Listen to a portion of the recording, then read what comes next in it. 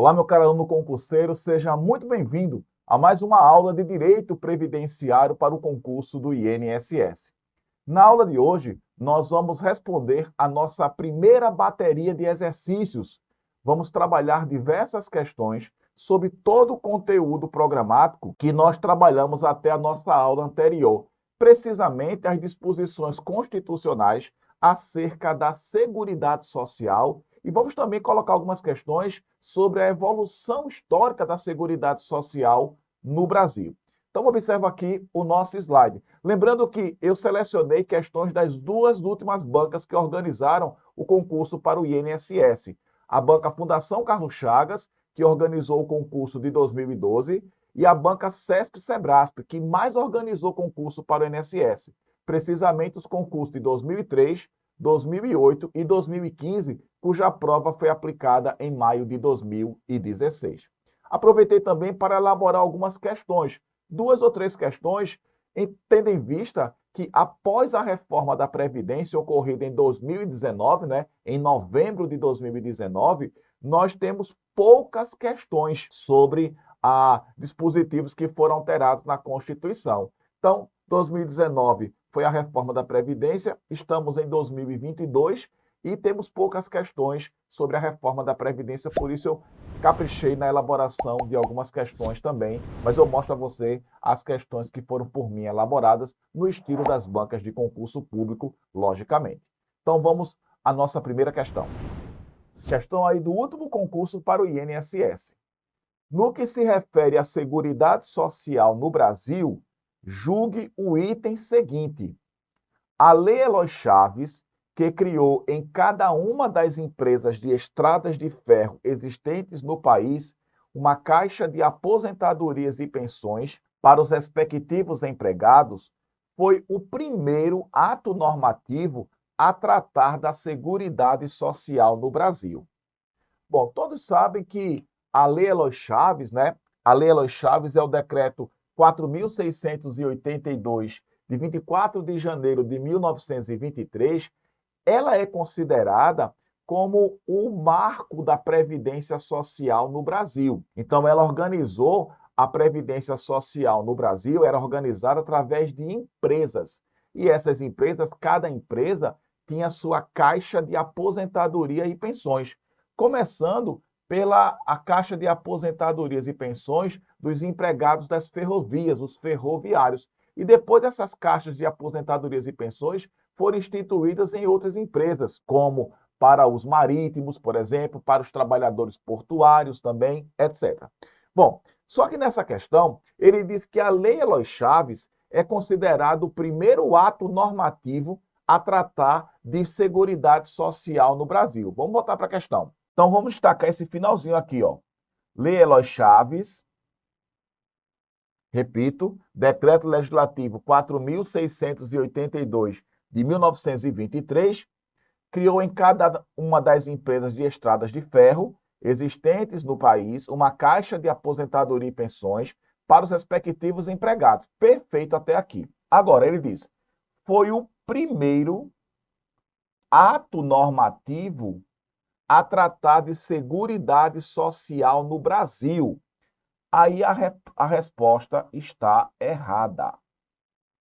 É que o primeiro ato normativo a tratar de seguridade social no Brasil foi o Decreto Legislativo 3.724 de 1919.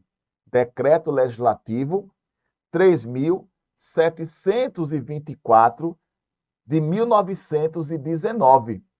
Esse decreto, ele instituiu uma espécie de seguro contra acidente de trabalho, que era uma indenização que as empresas deviam aos seus empregados em caso de acidente de trabalho. E caso o empregado, ele porventura viesse a falecer desse acidente, a indenização que seria paga a ele seria paga à respectiva família dele. Então, esse é considerado o primeiro ato normativo sobre a Seguridade Social no Brasil, e não a Lei Eloy Chaves, tá? Esse ato normativo é de 1919 E a Lei Eloy Chaves é de 24 de janeiro de 1923. Lembrando que 24 de janeiro de 24 de janeiro é considerado também o Dia da Previdência Social no Brasil, é também considerado o Dia do Aposentado no Brasil.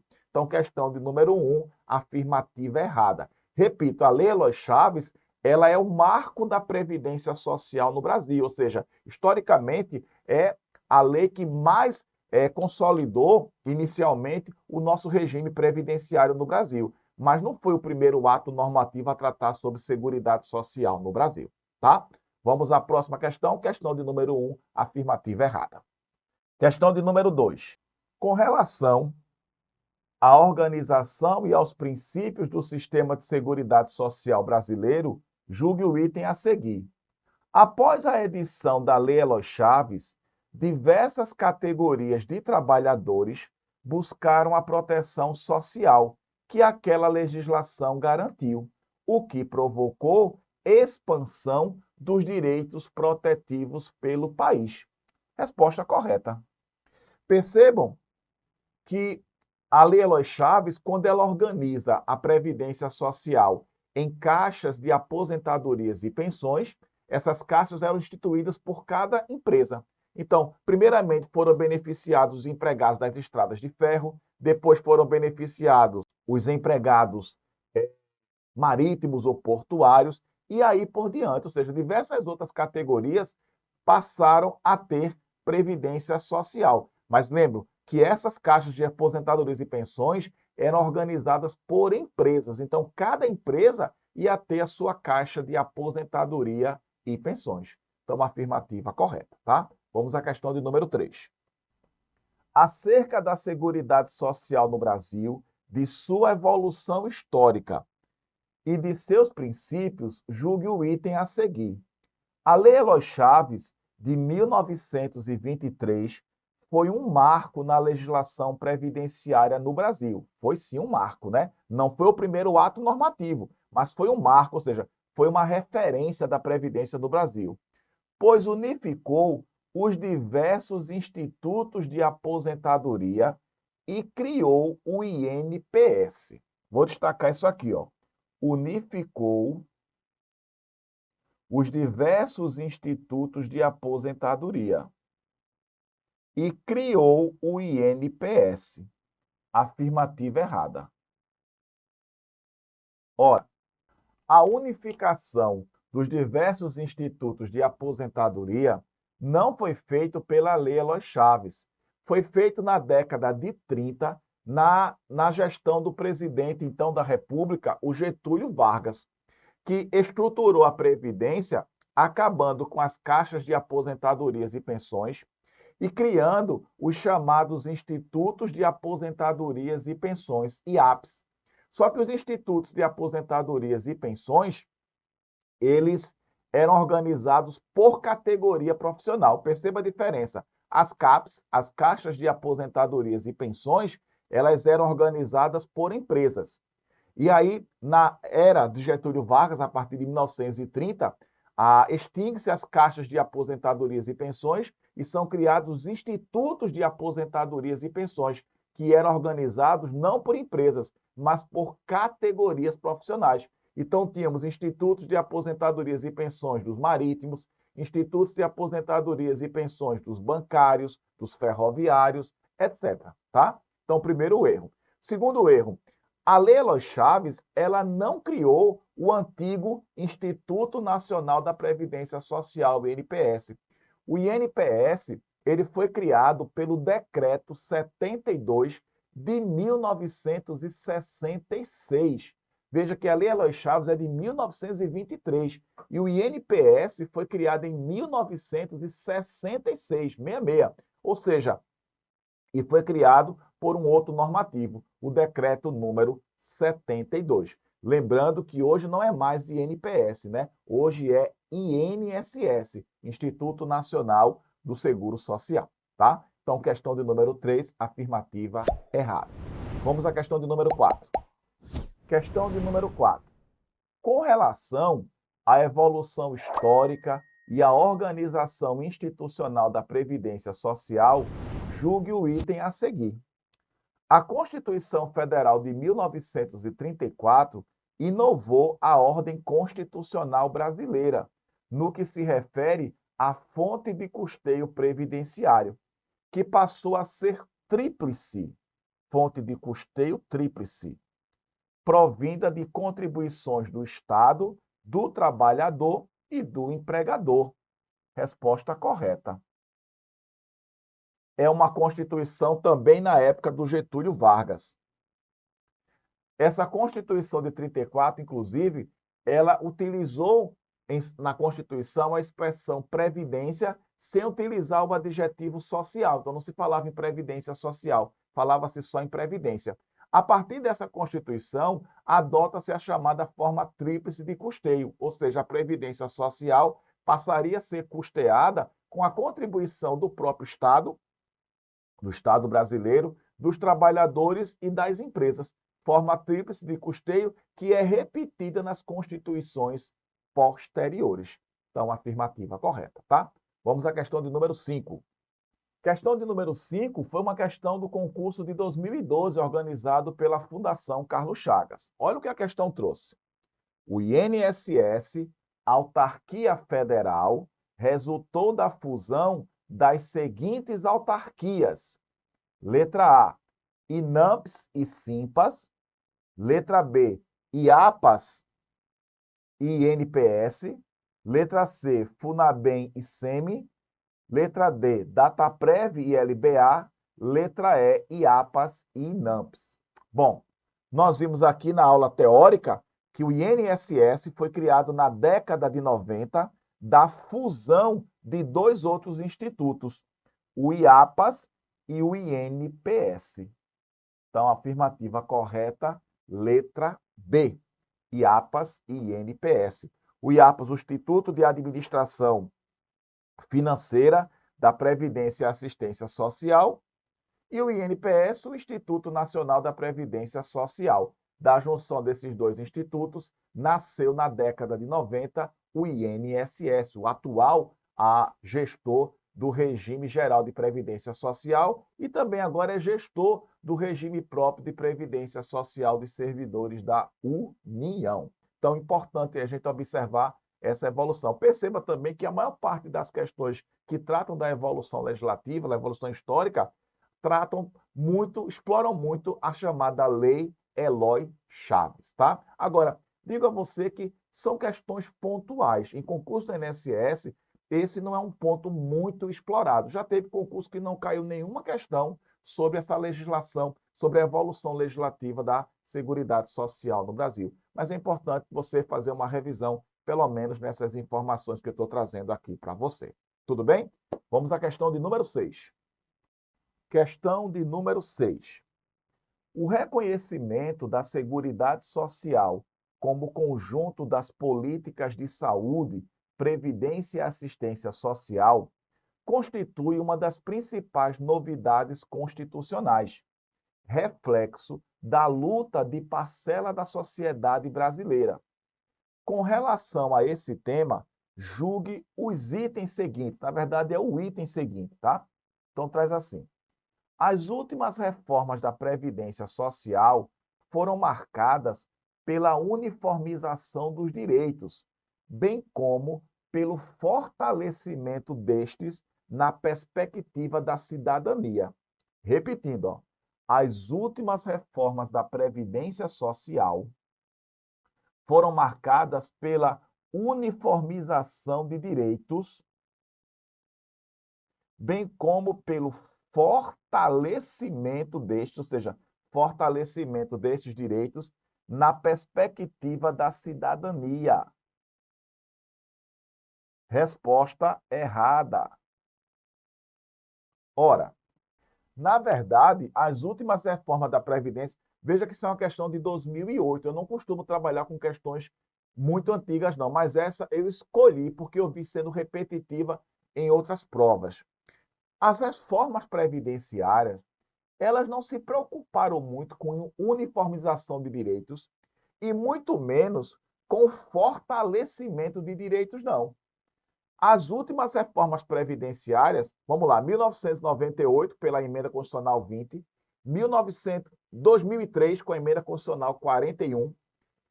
A 2005, houve um complemento da emenda constitucional 41 pela emenda constitucional 47. Depois veio a emenda constitucional 70 de 2012. Veio a emenda constitucional 88 de 2015. E a mais recente, a emenda constitucional 103 de 2019. Essas emendas não se preocuparam com o fortalecimento de direitos dos segurados da Previdência Social, não. Elas se preocuparam, basicamente, com a equalização do déficit previdenciário. Se preocuparam, basicamente, em reduzir a despesa previdenciária, diminuindo direitos. Então, fortalecimento de direitos não teve de jeito nenhum. Veja, por exemplo, regras mais duras de aposentadoria, seja no regime geral, seja nos regimes próprios, regras mais severas em termos de pensão por morte, tá? Ou seja, reduzindo o valor de pensão por morte. Veja que hoje, no regime geral, se o segurado falecer, a pensão por morte para a esposa dele vai ser de 60% do valor da aposentadoria dele, 60%.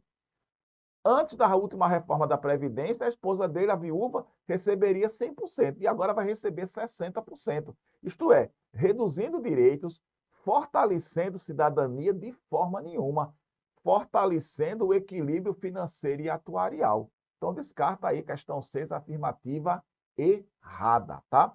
Eu posso até dizer que a uniformização de direitos, talvez isso aí a gente pudesse até considerar, já que hoje muitas regras dos regimes próprios são verdadeiras cópias do que se encontra no regime geral. Até aí tudo bem, mas dizer que as reformas previdenciárias fortaleceram direitos na perspectiva de cidadania, de forma nenhuma, afirmativa errada, tá? Vamos à questão 7. Em relação à organização, à origem e ao custeio do sistema de seguridade social, julgue o item a seguir. A Seguridade Social, nos moldes como é atualmente conhecida, é fruto da evolução legislativa quanto à garantia dos direitos sociais no Brasil e foi introduzido no ordenamento jurídico pátrio pela Constituição Federal de 1988. Percebe o seguinte, aqui se utiliza a expressão a Seguridade Social, nos moldes como é atualmente. Ora, nos moldes como é atualmente conhecida, é fruto de uma evolução legislativa? É sim. Por quê? Porque nós tínhamos constituições anteriores, por exemplo, que mal falavam em previdência. E a atual, a atual Constituição, ela fala em previdência, assistência social e saúde. E isso representa um avanço na garantia de direitos sociais. Afirmativa correta. Sem dúvida, nós vimos aqui o caput do artigo 194 da Constituição, que garante, né, esses direitos sociais naquele tripé que compõe a Seguridade Social, Previdência Social, Assistência Social e Saúde. Resposta correta. Vamos à questão de número 8. Questão de número 8. Julgue o próximo item acerca do conceito e das fontes de custeio da Seguridade Social. A Seguridade Social representa um conjunto de benefícios prestados pelo poder público ao trabalhador e aos membros de sua família, independentemente de contribuição. Repetindo, a Seguridade Social representa um conjunto de benefícios prestados pelo poder público ao trabalhador e aos membros de sua família. Tudo bem, conjunto de benefícios prestados pelo poder público ao trabalhador, certo? E aos membros de sua família. Perfeito. Independentemente, vamos destacar isso aqui, independentemente de contribuição. Ora, se tratarmos de assistência social e saúde, realmente, a assistência social e a saúde serão prestados a quem necessitar, independentemente de contribuição. Só que ele está falando da Seguridade Social como um todo. E na Seguridade Social como um todo, nós temos também a Previdência. E nós sabemos que a Previdência tem natureza contributiva. Então, eu não posso dizer que a Seguridade Social é prestada independentemente de contribuição. Está errado. O que é prestado independentemente de contribuição é a assistência social e a saúde. Mas a previdência social, eu preciso contribuir para poder ser segurado da previdência, para poder usufruir dos benefícios previdenciários e também para que meus dependentes possam usufruir da previdência social também, em caso de meu falecimento com a pensão por morte ou em caso da minha prisão com o auxílio reclusão. Então, quando ele fala Seguridade Social é prestada independentemente de contribuição, afirmativa errada. Afirmativa errada. Se a questão tratasse, repito, a assistência social e a saúde independem de contribuição, estaria certo. Mas quando ele utiliza o termo Seguridade Social, está contemplando aqui os 3 segmentos: previdência, assistência social e saúde. Vamos à questão 9. Questão de número 9. Traz assim: de acordo com a Constituição Federal, né? De acordo com a CF, isto é, a Constituição Federal, o RGPS, quando se fala em RGPS, ó, você vai lá para o artigo 201 da Constituição Federal. Nós trabalhamos aqui os 16 parágrafos desse artigo 201. Então, de acordo com a Constituição Federal, o RGPS é, letra A, organizado para garantir a proteção à maternidade. Perfeito. Compreendida esta apenas como a exercida pela mãe gestante. Ora, claro que quando você abre lá o artigo 201 da Constituição, tem lá um dos objetivos da Previdência Social, ou seja, do regime geral, a proteção à maternidade, em especial à mãe gestante, em especial. Mas ele aqui está colocando compreendida apenas a exercida pela mãe gestante, de forma nenhuma. Lembre-se que a mãe adotante, a mãe que adota, também tem direito a salário maternidade. Então, a questão fala apenas a mãe gestante é protegida, não. A Constituição coloca em especial a mãe gestante, mas não significa que é só ela, não, já que a mãe e o pai que adota também têm direito ao benefício do salário maternidade e outras proteções sociais. Não é só salário maternidade, não. Se for uma gravidez de risco e ela precisar se afastar um pouco antes, nesse caso, ela vai receber o auxílio por incapacidade temporária antes da criança nascer. Mas a proteção é a mãe, não é só a mãe gestante, não. Tá bom? Então, descarte essa letra A. Vamos à letra B. Garantidor do reajustamento dos benefícios previdenciários apenas para preservar-lhes o valor nominal. Ora, nós vimos aqui no parágrafo 4º do artigo 201 que a Constituição assegura o reajustamento periódico dos benefícios para preservar o valor real e não o valor nominal. Resposta errada. Quando a Constituição prevê, no parágrafo 4º do artigo 201, que os benefícios pagos pelo regime geral serão reajustados periodicamente, a ideia é que esses benefícios serão reajustados para garantir a preservação do valor real, atendendo ao princípio da preservação do valor real, que tanto falei aqui para você. Então, descarta essa alternativa. O que preserva o valor nominal do benefício é a sua irredutibilidade, atendendo ao princípio da irredutibilidade do valor dos benefícios. Então, letra B está errado porque não seria valor nominal, seria valor real. Vamos à letra C. De filiação obrigatória, mas sem caráter contributivo. Ora, sabemos que o regime geral, assim como o regime próprio, é de filiação obrigatória, sim, mas ele diz sem caráter contributivo. Resposta errada. A nossa Previdência Social ela tem caráter contributivo. Bom, letra D. Organizado para atender, entre outros, a cobertura de eventos como doenças, invalidez e morte, mas não o desemprego involuntário. Resposta errada.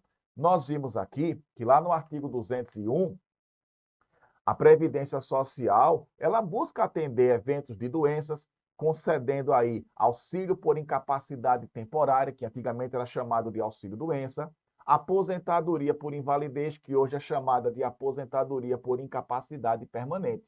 Então, invalidez, morte, porque gera direito à pensão por morte. Agora, lá na Constituição também prevê que a Previdência Social, ela também vai atender à situação de desemprego involuntário. Bom, a Constituição protege isso, né? Quem fica desempregado involuntariamente é quando a pessoa foi demitida pela empresa, né? Ou seja, quando a pessoa não pediu demissão, a pessoa foi demitida pela empresa. Então, é o desemprego involuntário. Normalmente gera direito ao seguro-desemprego, embora o seguro-desemprego não seja benefício previdenciário.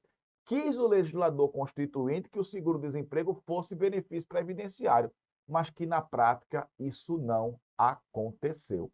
Então, quando ele diz que a previdência ela não oferece cobertura ao desemprego involuntário, a resposta está errada, porque o enunciado da questão diz de acordo com a Constituição. E de acordo com a Constituição, no artigo 201, há previsão que o regime geral atenderá à situação de desemprego involuntário, em que pese na prática não atender. Tá bom? Vamos à letra E.